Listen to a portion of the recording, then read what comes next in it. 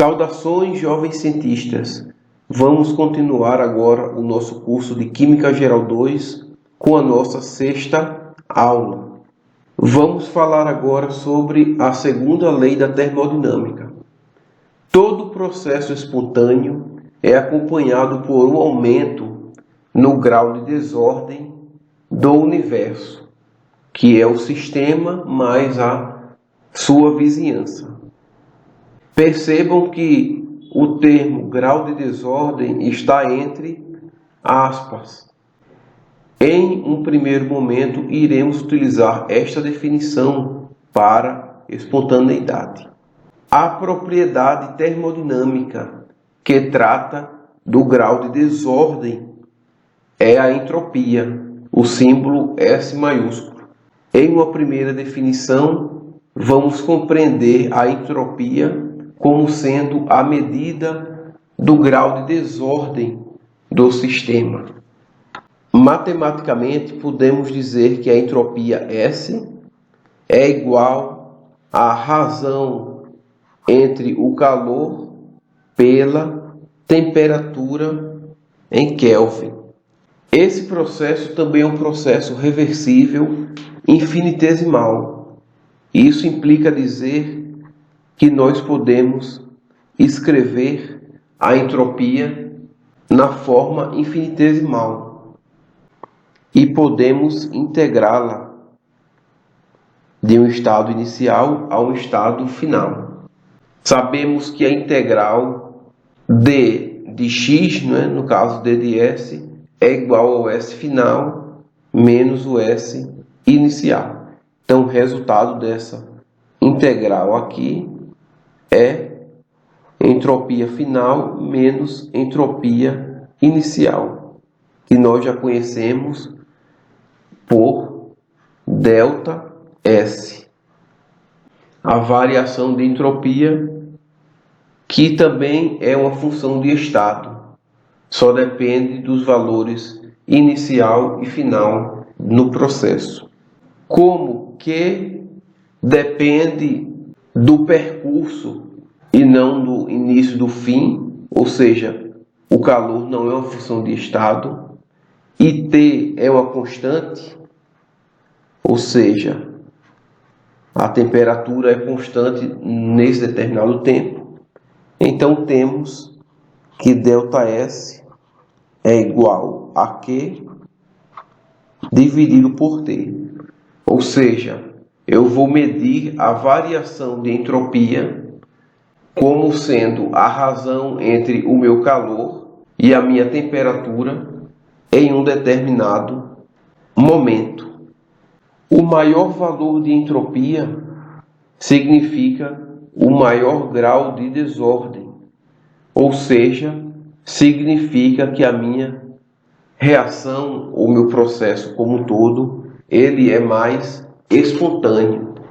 A espontaneidade tem um grande valor para os processos reacionais. É através dela que podemos dizer se uma reação ela vai ser possível de ocorrer ou não. Ok, pessoal? Então vejamos este exemplo. Um balão de reação foi preenchido com água e aquecido em uma manta térmica, sendo 200 joules de energia térmica, ou seja, calor, transferido para a água, a temperatura ambiente, no caso, 25 graus Celsius. Qual a variação de entropia da água nestas condições? Então, nós sabemos que a variação de entropia é igual ao calor sobre a temperatura. Esse nosso calor reversível e infinitesimal é igual a 200 joules. Observem que o sinal é positivo, porque a água dentro do meu balão, ela está absorvendo a energia térmica da manta de aquecimento, da manta térmica. Se ele tivesse perdendo calor, então esse calor seria negativo. Ok? E a temperatura ambiente, ou seja, 25 graus Celsius, precisamos transformar essa temperatura em Kelvin. Então basta somar 25 com 273,15, que vamos ter em Kelvin 298,15 Kelvin. De posse dessas informações, observando o sinal do calor, iremos substituir na fórmula. O calor é igual a 200 joules e a temperatura é 298,15 Kelvin. Logo, a minha variação de entropia será igual a 0,67 joules Kelvin a menos 1.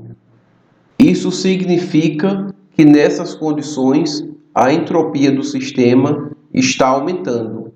Existem outras formas de se calcular a entropia, levando em consideração algumas variações. No caso, podemos calcular a entropia a partir da variação de temperatura, levando em consideração algumas circunstâncias. Por exemplo, que o nosso sistema será um sistema gasoso e o nosso gás estará em condições ideais. Então sabemos que S é igual a Q sobre T. Se escrevermos de forma infinitesimal, teremos que ds é igual a dq sobre T. Sabemos que o calor é igual à capacidade calorífica vezes a temperatura. Então podemos escrever o calor de maneira infinitesimal e substituir dq por c dt, de modo que teremos ds igual a c dt sobre t. Agora precisamos integrar essa equação do estado inicial ao estado final. Então teremos integral de IAF de ds igual à integral do estado inicial ao final de c dt sobre t. A capacidade calorífica ela é uma constante, então ela sai da minha integral, de modo que teremos integral de ds igual a c integral de dt sobre t. Já conhecemos a resolução dessas duas integrais. A integral de d de s será S final menos S inicial igual à minha capacidade calorífica vezes ln de T final menos ln de T inicial. Organizando essa equação, nós temos que ΔS é igual a C ln de temperatura final sobre temperatura inicial. Assim, se considerarmos a temperatura variando e um sistema de gás ideal, podemos calcular a variação de entropia como sendo igual à capacidade calorífica vezes o logaritmo natural da razão da temperatura final pela inicial. Vamos aplicar a nossa expressão neste exemplo. Temos que uma amostra de gás de nitrogênio, N2 gasoso, com volume constante de 20 litros, em 5 kPa, aumenta de 20 graus Celsius até 400 graus Celsius a sua temperatura.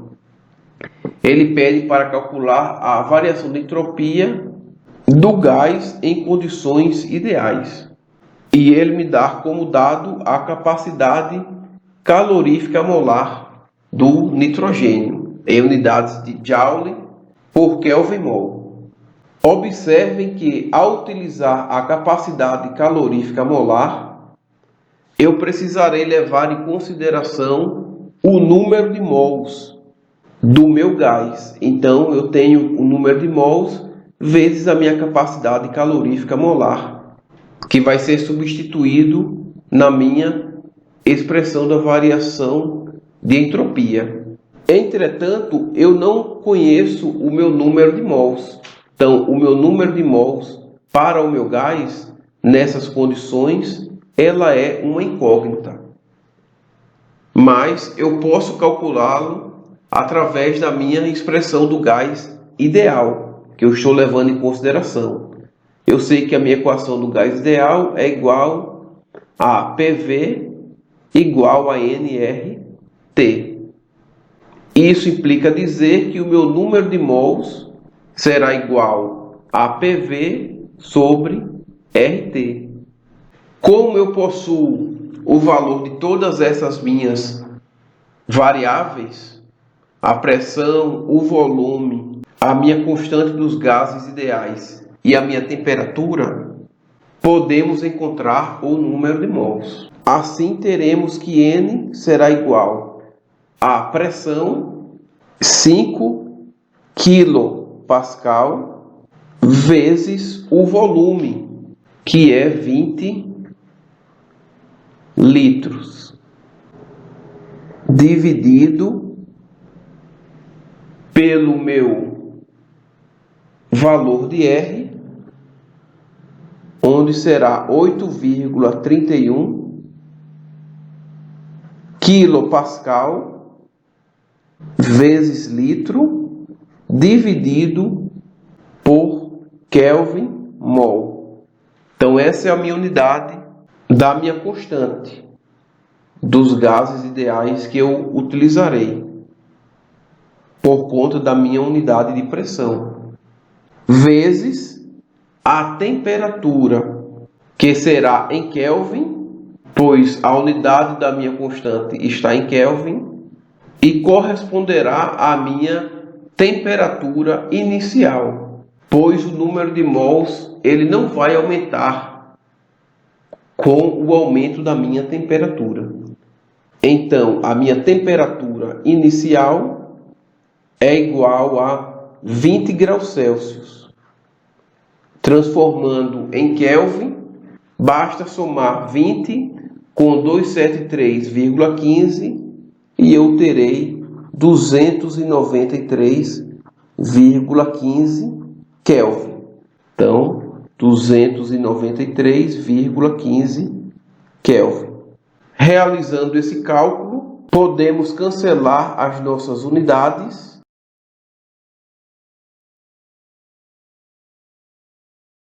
e teremos o nosso resultado em mol.